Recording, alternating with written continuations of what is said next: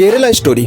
आजकल इस मूवी के बारे में आप इंटरनेट, सोशल मीडिया और न्यूज पर खूब सुन और देख रहे होंगे। And basically according to news and reports, Kerala story एक ऐसी फिल्म स्टोरी है जिसमें केरला या फिर कह सकते हैं कि पूरे साउथ इंडिया के एक डरावने सच की बात करी गई है, जो कि है साउथ इंडिया में फैल रहा लव जिहाद का टेरर। जिन लोगों को नहीं पता कि लव जिहाद क्या होता है, तो मैं आपको बताता हूं कि लव जिहाद एक ऐसी कॉन्स्पिरेसी है जिसे हमारी भारत की मीडिया और हिंदू सपोर्टिंग दलों ने बनाया है, जिनका ये कहना है कि भारत में बहुत से मुसलमान लड़के हिंदू लड़कियों को अपने प्यार के झूठे ट्रैप में फंसाकर उनका धर्म परिवर्तन करवा के इस्लाम ज्वाइन करवाते हैं, ताकि भारत में ज्यादा से ज्यादा पॉपुलेशन मुस्लिम्स की हो सके। खैर, ये थ्योरी कितनी सच या फिर कितनी झूठ है, इसके बारे में हम आगे बात करेंगे।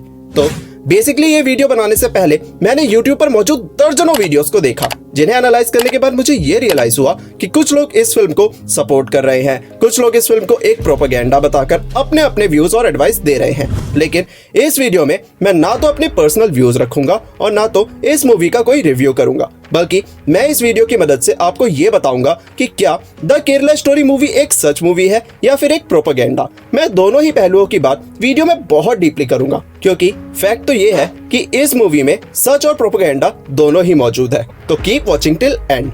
देखिए, according to news and reports, Kerala story में ये दिखाया गया है कि कैसे एक हिंदू लड़की शालिनी मेडिकल की पढ़ाई करने के लिए केरला के एक लिबरल मेडिकल कॉलेज में जाती है, जहां पर बहुत से अलग अलग धर्मों के स्टूडेंट्स भी अपनी पढ़ाई करने के लिए आते हैं। और वहां शालिनी के कुछ मुस्लिम फ्रेंड्स भी बनते हैं, जिनमें से उसकी एक फ्रेंड होती है आसिफा, जो कि अकॉर्डिंग टू मूवी एक लव जिहाद स्प्रेडर है। धीरे धीरे आसिफा और शालिनी की दोस्ती गहरी होने लगती है और आसिफा शालिनी और उसकी हिंदू फ्रेंड को इस्लाम के बारे में बताती है, जिससे शालिनी का इंटरेस्ट इस्लाम में काफी बढ़ने लगता है। और इसी बीच आसिफा के इशारों पर कुछ लड़के इंटेंशनली शालिनी और उसके हिंदू फ्रेंड को टीज करते हैं, जिसके बाद आसिफा शालिनी को बताती है कि अगर वो हिजाब पहनना शुरू कर देगी तो कोई भी लड़का या आदमी उसकी इज्जत पर हाथ नहीं डालेगा और उसकी इज्जत की रक्षा खुद अल्लाह करेंगे। जिसके बाद से शालिनी और उसकी फ्रेंड हिंदू होने के बावजूद हिजाब पहनना शुरू कर देती है और टाइम बीतने के साथ शालिनी को एक मुस्लिम लड़के से प्यार हो जाता है और उनकी शादी भी होती है। लेकिन शादी के बाद लड़का शालिनी को छोड़ देता है, जिसके बाद शालिनी दूसरे मुस्लिम लड़के से शादी करती है,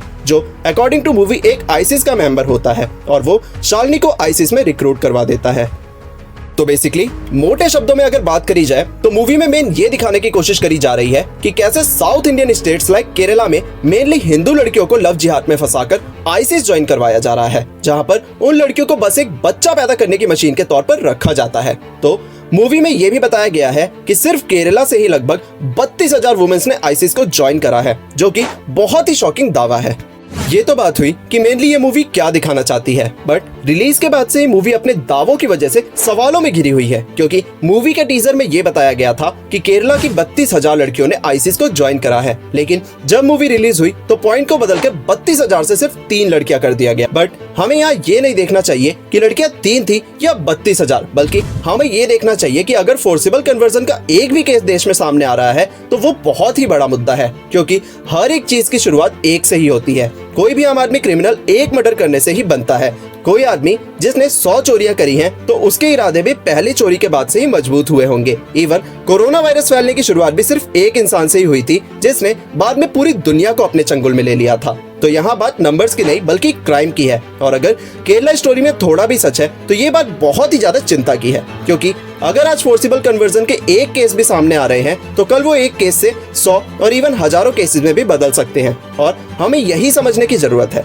देखिए, अभी हाल ही में ऐसी ही एक और मूवी कश्मीर फाइल्स भी आई थी, जिसमें देश के एक काले सच का पर्दाफाश हुआ था। लेकिन उसको भी हेटर्स ने ये बोलकर हेट दी कि ये तो एक प्रोपेगेंडा है। बट मेरा मानना ये है कि चाहे प्रोपेगेंडा हो या ना, लेकिन उस मूवी में कुछ तो सच्चाई थी, और अगर सच्चाई थी तो सरकार को उस क्राइम को जड़ से खत्म करना चाहिए। तो ये तो बात हुई केरला स्टोरी के सच वाले पॉइंट ऑफ व्यू की, और आप सबको इस पर क्या कहना है मैं आपकी राय कमेंट्स में जरूर जानना चाहूंगा। नाउ अब हम बात करेंगे केरला स्टोरी की प्रोपेगेंडा साइड की।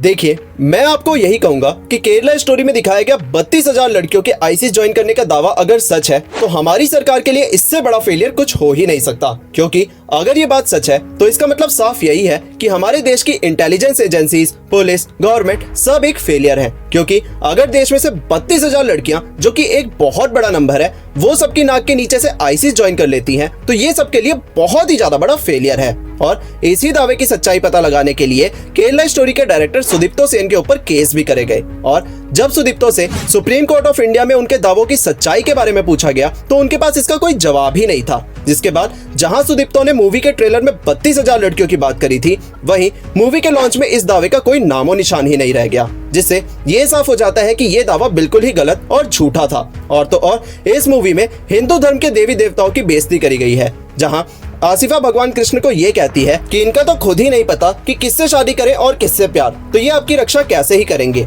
ऐसे ही ढेरों अपशब्द इस फिल्म में हमारी देवी देवताओं के खिलाफ बोले गए हैं। अब वैसे तो विश्व हिंदू परिषद और बीजेपी के नेता बहुत हिंदूवादी बनते हैं, लेकिन क्यों इन सबको हमारे देवी देवताओं की बेइज्जती नहीं दिखी और क्यों वो लोग उल्टा इस मूवी को सपोर्ट कर रहे हैं। वैसे तो बीजेपी और दूसरे संगठन वुमेन एम्पावरमेंट की बहुत बात करते हैं, लेकिन इस मूवी में तो वुमेन्स को एक बिना पतवार की नाव की तरह दिखाया जा रहा है, जिन्हें कोई भी बहला फुसलाकर बच्चों की तरह धर्म जैसी बड़ी चीज को बदलवा दे रहा है। तो इससे साफ यही मैसेज जाता है कि वुमेन्स बेवकूफ होती है, जिन्हें अपना अच्छा भला नहीं पता होता। अब की वुमेन राइट की बात नहीं हो रही है, अब कहाँ गए वुमेन एम्पावरमेंट और फेमिनिस्ट लोग। और तो और अगर आप भूल रहे हैं तो मैं आपको बताना चाहता हूं कि अभी कर्नाटक में चुनाव चल रहे हैं, जिसमें बीजेपी भी जम थमकर भाग ले रही है। और बीजेपी ने अपने मैनिफेस्टो में ये तक लिखा था कि अगर उनकी सरकार कर्नाटक में बनती है तो वो लव जिहाद के खिलाफ सख्त से सख्त कानून लाएंगी। और तो और आपको ये जानने की भी जरूरत है कि बीजेपी आज तक केरला जैसे राज्य में सरकार नहीं बना पाई है। और क्या ऐसा तो नहीं कि बीजेपी फिल्म्स की आड़ में प्रोपेगेंडा फैलाकर साउथ इंडियन पीपल के ब्रेन फियर से वॉश करके अपना वोट बैंक बटोरना चाहती है?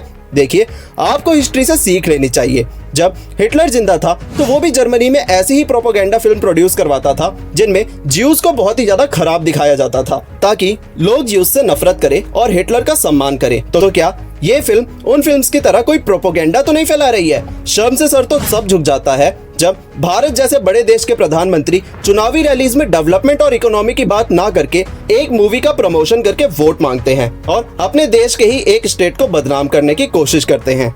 अगर आप यहाँ तक आ चुके हैं तो कॉन्ग्रेचुलेशंस, आप हमारे देश की वो जनता हैं जिन्हें ऐरा गैरा नहीं बल्कि इंफॉर्मेटिव कंटेंट कंज्यूम करना पसंद है। और ऐसा ही कंटेंट मैं आपके लिए लाता रहता हूँ, तो सब्सक्राइब करना मत भूलिए। और अगर आपको ये वीडियो पसंद आ रही है तो मेरी मेहनत के लिए एक लाइक तो जरूर दीजिए।